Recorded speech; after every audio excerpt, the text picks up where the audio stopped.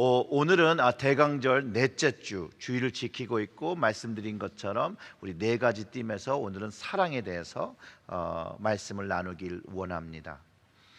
오늘 본문은 하나님의 사랑이 무엇인지를 명확하게 가르쳐주고 있는데요, 하나님의 사랑은 이렇게 정의를 하고 있는 거예요. 하나님의 사랑은 우리를 살리는 것에 있다라고 가르쳐주고, 이 하나님의 살리는 사랑이 우리에게 어떤 의미와 어떤 모습으로 우리가 경험해야 되는 것을 오늘 같이 묵상하기를 원합니다. 그래서 그 첫 번째 구절을 우리 함께 읽어보면 이렇습니다. 하나님의 사랑이 우리에게 이렇게 나타난 바 되었으니 하나님이 자기의 독생자를 세상에 보내심은 그로 말미암아 우리를 어떻게 한다는 거예요? 살리려 하심이라. 이 말씀에 하나님의 사랑이 정확하게 규정되어 있다라는 거예요. 자, 그러면 이 말씀을 통해서 우리가 아는 것은 하나님은 우리를 살리려 하신다는 거. 그런데 만약 내가 죽고 있는 현실에 있을 때 하나님은 나를 살리려고 하신다라는 것을 가르쳐주고 있다라는 거예요. 그래서 우리를 살리시기 위해서 하신 일이 뭐냐? 자기의 독생자 예수님을 보내셨다라고 가르쳐주고 있다라는 것이에요. 즉 하나님께서 하시는 일은 우리를 살리시기 위한 일을 하고 계시다는 것을 가르쳐주는 거죠. 즉 하나님은요, 내가 살기를 바란다는 거예요. 내가 죽기를 바라는 것이 아니라 하나님은 내가 살기를 원하신다는 거예요. 인생을 살면서 현실적으로 어려운 문제들이 있죠. 힘듦이 있죠. 고통이 있을 때가 있죠. 그래서 내가 나 스스로에게 정말 죽고 싶다라는 마음이 있을 때에도 하나님은 내가 살기를 바라신다는 거예요. 하나님은 내가 살기를 바라신다. 그래서 예수님을 보내주신 것이라고 하고, 오늘 그 하나님의 사랑, 그 살리는 사랑에 대해서 묵상을 더 깊게 해봅니다. 하나님의 이 살리는 사랑은요, 아들 되신 예수 그리스도를 보내셔서 우리를 살리셨다라고 하는데, 이 살린다는 의미를 다른 말로 표현하면 구원하셨다라는 말로도 우리가 이해할 수 있습니다. 또 살 수 있도록 생명을 주셨다라고 이해할 수도 있습니다.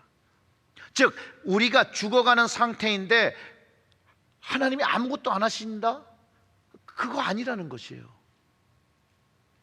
하나님이 내가 죽어가고 있는 그런 환경 속에서 가만히 있지 않고 무엇인가 우리를 살리기 위해서 무엇인가를 감당하고 계시는데, 그 우리 죽어가는 생명을 살리기 위해서 하신 일이 가장 귀한 그 아들 독생자의 생명을 주심으로 우리에게 생명을 주셨다, 살리셨다라고 선포하고 있다라는 것입니다.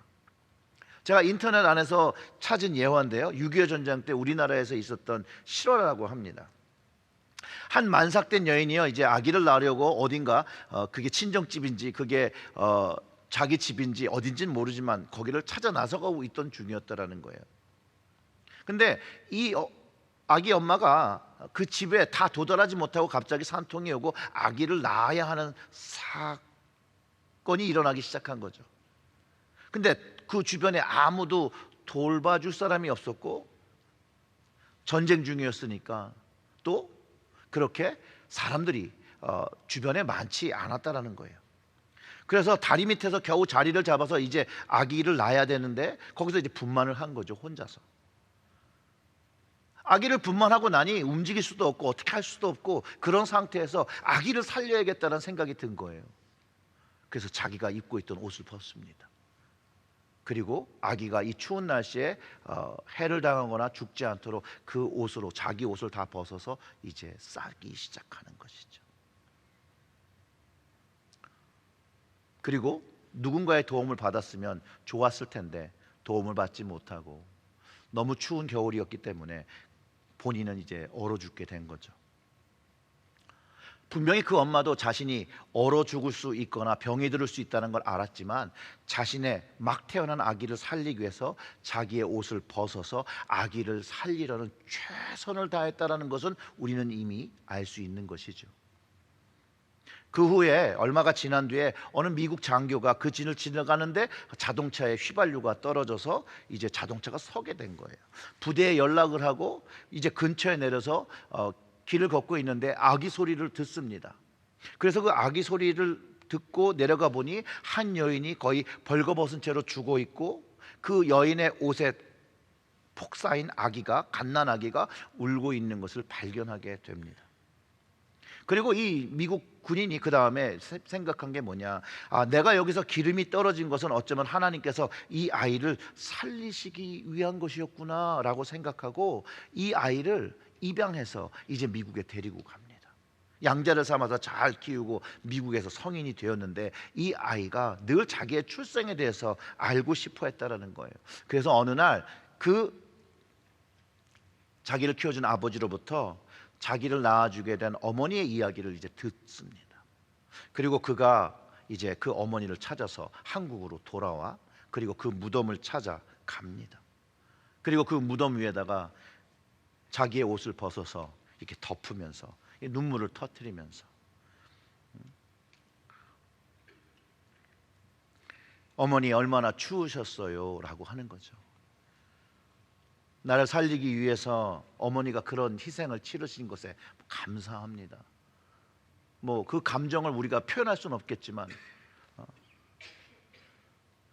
그 어머니의 사랑이 얼마나 깊었는지, 또 그 어머니의 사랑으로 자기가 살았다라는 것을 고백하면서 거기서 뭐 눈물을 흘리고 그랬겠지요. 그러면서 이제 이렇게 얘기했다라고 합니다. 이제 어머니의 사랑이 나를 통해서 더 어렵고 힘든 사람에게까지 전해줄 수 있도록 살겠다라는 거예요. 하나님의 사랑을 전하며 살겠다라고 고백했다라는 것이에요. 이 자녀를 살리기 위해서 자신은 죽음을 선택한 어머니의 사랑이 바로 하나님의 살리는 사랑과 같다라는 거예요, 여러분. 하나님께서 우리를 살리시기 위해서 예수님을 십자가에서 화목제로 죽게 하시고 우리를 살리셨다라는 거예요. 올해 우크라이나 전쟁이 발생했을 때 우크라이나의 성인들이 자기의 가족들을 지키기 위해서 총을 잡고 생명을 바쳐 전쟁에 참여한 것은요, 그 가족들을 살리기 위함이라는 거예요. 그 자녀들을 살리기 위함이라는 것이에요. 그 자녀들에게 생명을 주기 위하여 전쟁에 참전한 것이고 그 생명을 바친 것이라고 저는 믿어 의심치 않아요. 예수님께서 이 땅에 오심이 바로 그것이라는 거예요. 우리를 살리기 위해서, 하나님께서 우리를 살리시라는 그 뜻을 알고 주님도 똑같이 우리를 살리기 위해서 이 땅에 오셨고 우리에게 그의 생명을 주셨고 우리를 살리시고 우리를 영원히 살리시기 위해서 다시 오신다라고 또 약속하신 것이죠. 부활하셔서 우린 이것을 기념하며 다시 오신다라고 하신 그 예수님을, 그 약속을 기다리며 이 대강절을 보내고 있음을, 그 의미를 깨달아야 한다는 거예요.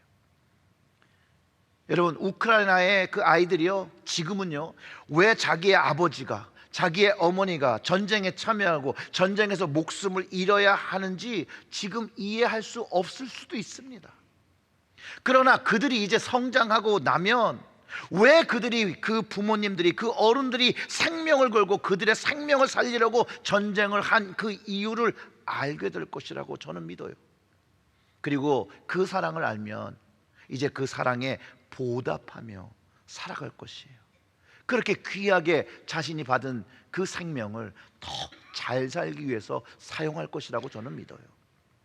우리 역시 영적으로 성장하면 하나님께서 우리를 살리시기 위해서 예수 그리스도를 십자가에서 화목제로 삼으신 이유가 사랑이라는 것을 알게 되고 그 살리는 사랑을 체험하고 내가 그것을 경험하게 된다면 이제 그 하나님의 사랑을 위하여 살아가게 될 것이라고 고백하게 된다는 것이에요.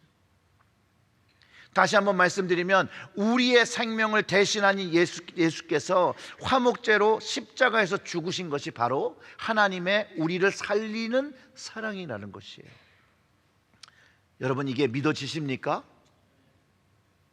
사랑하는 성도 여러분, 하나님께서 예수님을 우리의 죄를, 나의 죄를 위하여 화목제로 삼으셨다는 이 말씀이 살리는 사랑으로 느껴지시고 이해되십니까? 정말로 아멘으로 믿어지십니까? 그런데 저는요, 이 하나님을 인격적으로 만나기 전에 이게 이해가 되지 않았어요. 일단은요, 내가 왜 죄인인지를 모르겠더라고요. 죄를 지고 있다는 것, 그거를 자체를 인정할 수가 없었어요. 내가 뭘 그렇게 잘못했는데 교회만 가면 죄인이라는 거예요. 그리고 더 이해되지 않는 건 예수님하고 나하고 아무 관계가 없는데 내 죄를 위해서 죽으셨다라는 거예요. 이런 말씀을 들을 때 동의하기도 어려웠고 받아들여지지도 않았다라는 것이에요. 게다가 그것이 하나님의 사랑이라는 거예요. 이해도 되지 않고 그냥 들었죠. 그럴 때 난 이런 게 참 믿어지지가 않아요 라고 얘기를 할 때 주변에 있는 우리 믿음의 선배들, 장로님들, 권사님들, 집사님들이 이런 얘기를 하십니다. 그래서 하나님을 만나야 돼. 성령님을 체험해야 돼. 성령으로 거듭나야 돼.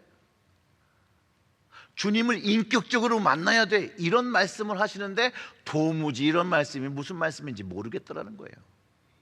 그래도 다행인 건 그 당시에 잘 이해가 안 되는데, 잘 알지도 못하는데 그래도 막연하게 하나님이 뭔가 해주시면 저의 인생이 바뀔 것 같은 거예요. 그런 기대감을 가지고 교회를 다녔어요. 그런 저의 모습을 알았던 교회학교 한 선생님 한 분이 그러니까 사형리를 해야 된다는 거예요. 교회 앞마당에서 그 사형리 책을 펴놓고 이제 처음부터 설명을 하시면서 그러니까 죄인이라고 그러고, 그러니까 예수님을 영접해야 된다고 하고 막 그 그림을 보여주면서 하는데 전혀 공감이 안 되는 거 있죠. 그렇다고 그렇게 열심히 설명하시는 분인데 저는 전혀 믿어지지가 않는데요 라고 말을 못해서 미안해서 이분이 실족할까 봐 그냥 네 그러고선 왜 죄인인지 몰랐어요. 그리고 그때 이분의 정말로 정성이 저를 감복시켰던 게 뭐냐면, 예수님이 주인 되어주시면 내 답답한 인생도 바뀌어질 거라는 막연한 믿음을 붙잡기 시작했다는 거예요. 그렇게 믿음도 없는 그거에서 기도를 드렸는데, 그분과 함께 결심 기도를 드렸는데 그 후 2년 뒤에 하나님이 살아계시는구나, 하나님이 살아계신 것을 경험하기 시작합니다. 하나님의 살아계심을 경험하니 예수님이 왜 나의 구주가 되시는 것, 그것이 마음과 생각으로 믿어지는 역사를 내가 경험하고 내가 왜 죄인이라는 걸 알기 시작했다라는 거예요. 그리고 그 경험이 많은 신앙의 선배들이 성령에 거듭났다라고 얘기하고 하나님을 만났다라고 하고 주님을 인격적으로 만났다라고 하는 그 말이라는 걸 그 순간에 알게 되었다라는 것이죠. 하나님의 이 살리는 사랑, 하나님께서 내가 가지고 있던 그 죄의 문제들을 해결하시기 위해서 그 아들을 화목제로 주셨다는 게 너무나도 당연해지는 것이에요. 죄의 용서함, 구원과 새로운 생명이 경험되는 것이 너무나도 자연스럽게, 죄의 용서함을 받았다는 것이 바로 사망에서, 죽음에서 생명과 부활의 능력을 얻는다는 것을 알게 된 것이 바로 이 하나님의 사랑, 살리시는 사랑을 체험하면서라는 거예요. 그 하나님을 만나는 과정 속에서 성령님께서 역사하시면서 제 영혼이 하나님 앞에 선 것을 경험하게 하시는데, 하나님 앞에 내 모습을 보니 왜 사람들이 더러운 죄인 하는지를 그때 알았다라는 거예요. 그 모습을 보니 하나님 앞에 진심으로 고백하게 된다는 거죠. 하나님, 저 이 모습으로 살고 싶지 않아요. 이 죄를 벗고 살고 싶어요. 하나님 앞에 깨끗한 모습으로 살고 싶어요 라고 할 때 바로 이 예수 그리스도의 화목제, 이 화목제가 나를 깨끗해 하셨다는 그것을 체험합니다. 주의 보혈이 그 더러운 죄들을 다 씻어주시는 그것을 경험하게 되는 것이죠. 그러면서 성경 말씀이 믿어지게 되는 것이에요. 그러므로 이제 그리스도 예수 안에 있는 자에게 결코 정죄함이 없나니, 이 말씀이요, 나에게 주신 말씀, 그 말씀으로 고백되고 인정되어지고, 그 로마서의 말씀뿐만 아니라 이제 성경의 말씀들이 이해되어지기 시작하고 믿어지기 시작하고, 또 웨슬리 목사님이 경험했다는 그 가슴이 뜨거워지는 성령의 뜨거움을 경험할 수 있었고 변화하기 시작했다는 거예요.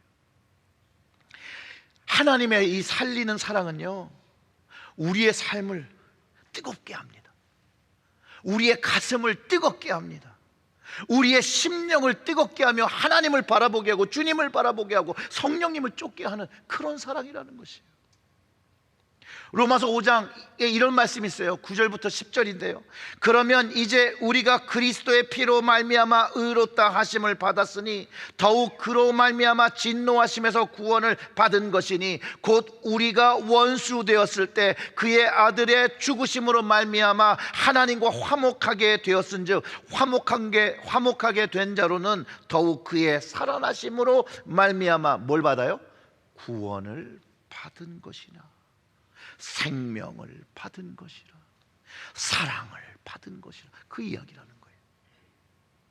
사랑하는 성도 여러분, 우리는 이 하나님의 살리는 사랑을 경험하고 이 살리는 사랑으로 은혜 받은 사람, 생명을 얻은 사람, 구원을 받은 사람이라는 것이에요. 이것은 오늘 우리가 읽은 말씀 중에서 가르쳐 주는 것 같이 하나님께서 우리를 살리는 그 사랑을 경험했다라고 우리가 알게 되는 순간이라는 거예요. 그것이 십자가의 화목제라고 가르쳐주고 있다는 것이에요. 십자가는 우리에게 하나님의 살리는 사랑의 그 증거라는 거예요. 우리가 볼 수 있는 그 증거. 이 십자가를 바라보면 주님의 그 살리는 사랑을 기억하는 것이죠. 주님이 왜 이 십자가를 지고 왜 십자가에서 죽으시고 왜 십자가에서 못 박혔는지를 우리가 알게 되는데, 그게 뭐라고요? 나를 살리려고, 여러분을 살리려고 하신 거라는 거예요. 10절의 말씀이 이렇죠. 사랑은 여기 있으니 우리가 하나님을 사랑한 것이 아니요 하나님이 우리를 사랑하사 우리 죄를 속하기 위하여 화목제물로 그 아들을 보내셨습니다. 똑같은 말이에요. 우리는 십자가를 바라보면서 주님께서 나를 살리신 그 사랑을 경험해야 하는 것이에요. 그리고 하나님이, 우리가 하나님을 사랑한 게 아니에요. 하나님을 우리를 먼저 전적으로 사랑하셨다는 거예요. 그리고 그 사랑을 알았기 때문에 우리는 이제 그 사랑을 알고 하나님을 사랑하기 시작한다는 거예요. 그 주님이 살리시는 사랑을 경험하고 주님을, 예수님을 사랑한다는 거예요. 성령님을 사랑하게 된다는 거예요. 하나님께서 우리를 사랑하셔서 십자가를 지셨기 때문이에요. 사랑하는 성도 여러분, 여러분들은 십자가를 보시면 어떤 마음이 드십니까? 하나님의 사랑이 느껴지십니까? 이 하나님의 사랑이, 이 살리는 사랑이 느껴지면 이것이 우리의 능력이 되어지거든요. 이 사랑이 십자가를 통해서 여러분 느껴져야 됩니다. 십자가를 볼 때, 여기 뒤에 있는 십자가, 어떤 십자가든 그 십자가를 볼 때 거기에 있는 그 못자국이 나를 살리려고 하신 하나님의 증거라는 것, 사랑의 증거라는 것을 알고 주님께로 나아가는 것이에요.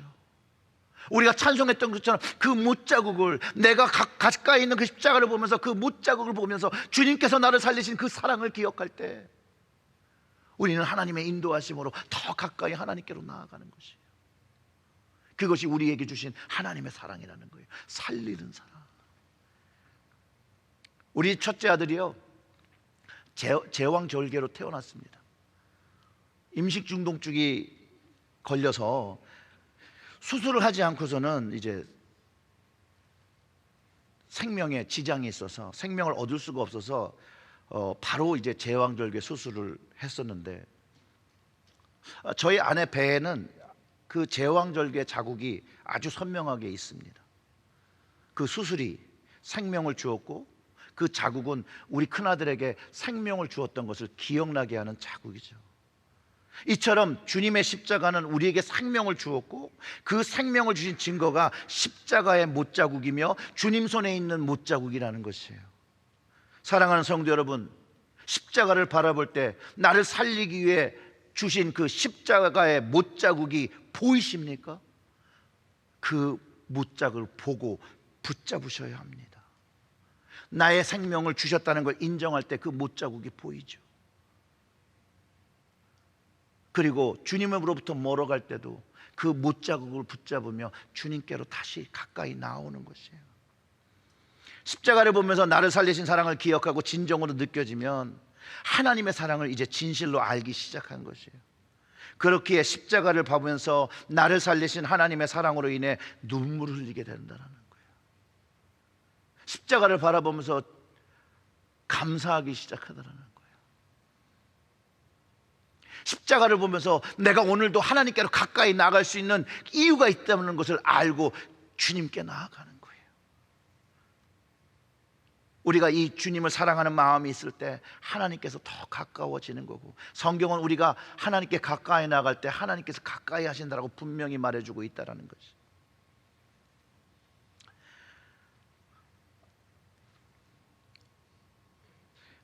미국에 라이언 와이트라는 그 소년이 있었습니다.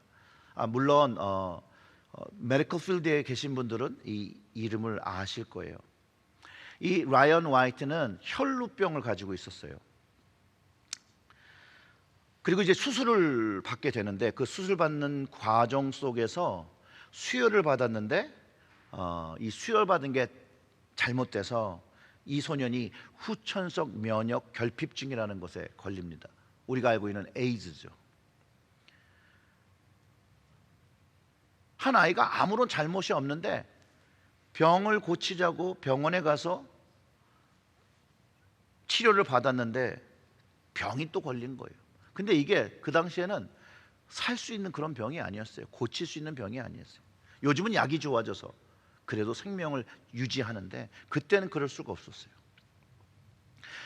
아무튼 이 사건으로 해서 그 아이는요, 죽음을 기다릴 수밖에 없는 상황이 생겼어요.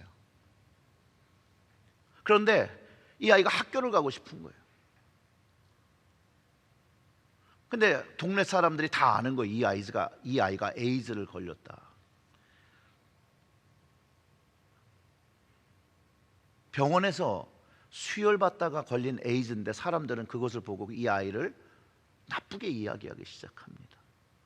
걔가 뭔가를 좀 잘못했겠지, 이상한 삶을 살았겠지, 막 따돌리기 시작해. 그래서 학교를 다닐 수가 없었어요. 그러다가 이 라이언의 이야기가 이제 유명해집니다. 그러면서 학교를 다시 나가기 시작했어요. 자신에게 남은 시간이 5개월, 6개월밖에 남지 않았는데도 이 아이는 학교를 가고 싶었어요. 이 어머니의 증언으로는요, 학교를 다니면서 수많은 루머로 그 아이가 힘들었을 거라고 하는데, 이 라이언은요, 자신이 죽는다는 것을 알면서도 아무도 원망하지 않았다는 거예요. 부모도, 형제도, 가정도, 또 특별히 그 의사 선생님, 그 당시에 있었던 그 스태프들 아무도 원망하지 않았다는 거예요. 항상 밝은 모습을 보였고 외려 친절하게 대했다라는 거예요. 오히려 염려하는 부모를 위로하고 날마다 기쁘게 행복하게 지났다라는 거예요. 이런 사실들이 방송 매체를 통해서 전 미국에 전해지고 많은 사람들에게 감동을 주기 시작했고, 이 아이를 위해서 기도하고 이 아이를 위해서 위로를 보내는 일들이 막 일어나기 시작합니다. 유명 인사들이 앞다투어 이 아이를 방문합니다. 병문안을 합니다. 당시에 대통령이었던 레이건도 친히 이 소년을 방문했고요. 그 당시에 유명한 팝 가수인 그 마이클 잭슨도 이 아이를 방문했다고 하고요. 그리고 이 5개월, 6개월의 삶이 5년 정도 더 살다가 이제 18살의 나이로 이 아이가 죽습니다.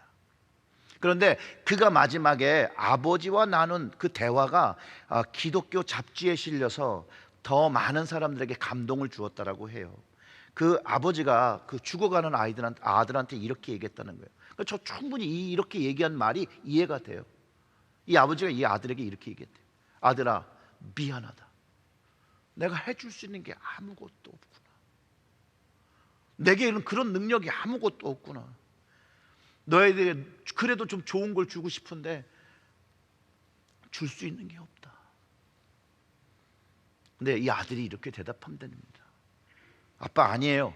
저는 이미 많은 선물을 받았어요. 그리고 많은 선물을 받고 살았지만 아무도 아빠가 나에게 준 선물 같은 선물을 준 사람은 없습니다.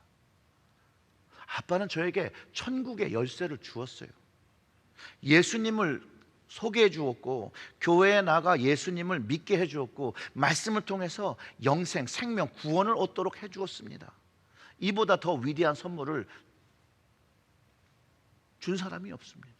아버지로부터 받았습니다. 저는 이 라이언이요, 하나님의 살리는 사랑을 경험한 사람이라고 믿습니다. 천국과 구원에 대한 확신, 하나님의 그 살리는 사랑에 대한 그 사랑을 통해서 확실하게 알고 살았던 이예요. 사람들은 라이언은 분명히 죽었다, 죽음을 맞이했다라고 사람들은 생각하는데요, 여러분, 라이언은 죽은 것이 아닙니다. 라이언은 죽은 것이 아니에요. 외려 살았죠. 하나님 나라에 거하죠.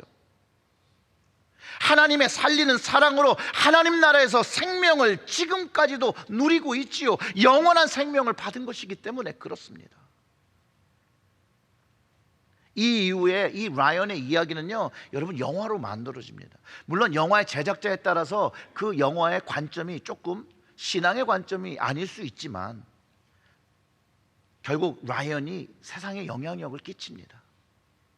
그리고 에이즈 포스터의 주인공이 돼요.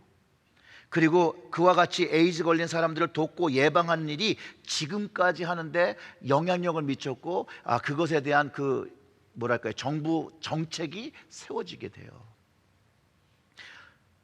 빌 클린턴이 사인했어요. 많은 사람들은 이 라이언의 큰 영향이 정부의 이 보조를 받고 많은 에이즈 환자들과 처방전과 치료를 받게 된 것이라고 믿어요. 근데 저는 좀 다르게 봅니다. 라이언이 이 땅에 미친 큰 영향은 신앙의 영향이라는 거예요. 그가 아버지에게 한 말을 통해서 영생을 주신 예수님을 알게 하신 것이 그 아버지가 그에게 준 큰 선물이라고 말한 신앙 고백이 큰 영향력을 끼치는 것이라고 믿어요. 왜냐하면 하나님의 살리는 사랑을 아버지를 통해서 라이언에게 전달되었고, 라이언이 그 사랑을 받았고, 이제 우리에게도 전달되고 있고, 우리 역시도 그 하나님의 살리는 사랑을 전해야 함을 가르쳐주고 있다는 거예요. 11절의 말씀 우리 다 같이 한번 읽어볼까요? 사랑하는 자들아, 하나님이 이같이 우리를 사랑하셨은즉 우리도 서로 사랑하는 것이 마땅하도다. 아멘. 하나님께서 주신 사랑, 살리는 사랑이에요. 서로 사랑하는 것이 내가 생각하고 있는 그 사랑으로 사람들을 사랑하는 그런 얘기가 아니에요. 하나님 아버지로부터 받은 그 사랑, 그 살리는 사랑으로 사랑하는 것이에요. 그 살리는 사랑이기 때문에 우리는 서로를 세워주어야 되고, 용기 주어야 되고, 협력할 수 있고, 서로를 도닥여야 되는 그런 사랑을 해야 되는 것이에요. 부족해도 참아주고, 누가 힘들어하면 함께 해주고, 도와주고, 불편한 것들을 돕고 풀어주는 것, 바로 살리는 사랑, 하나님의 사랑 받은 사람이 해야 되는 사랑이라는 것이에요. 여러분, 하나님의 사랑이 나를 얼마나 참아주셨습니까? 나를 얼마나 많이 용서해 주셨습니까? 나를 얼마나 많이 기다려 주셨습니까? 그리고 나를 얼마나 이렇게 세워주셨습니까? 이 사랑을 서로가 베풀어야 함을 또 가르쳐주고 있다는 것이죠. 사랑하는 성도 여러분, 오늘 말씀을 정리합니다. 우리는 살리는 사랑, 아들 되신 예수 그리스도를 보내주셔서 우리를 살리셨고 구원해 주신 그 십자가의 은혜를 경험하시고 그 은혜 받은 그것을 가지고 살아가시는 여러분들 되시기를 주님의 이름으로 축원합니다. 혹시 이 하나님의 살리는 사랑이 아직도 믿어지지 아니하고 나에게 의미로 다가오지 않고 나에게 경험되지 못하시는 분들은 적어도 이 사실 하나를 좀 기억해 주시기를 바랍니다.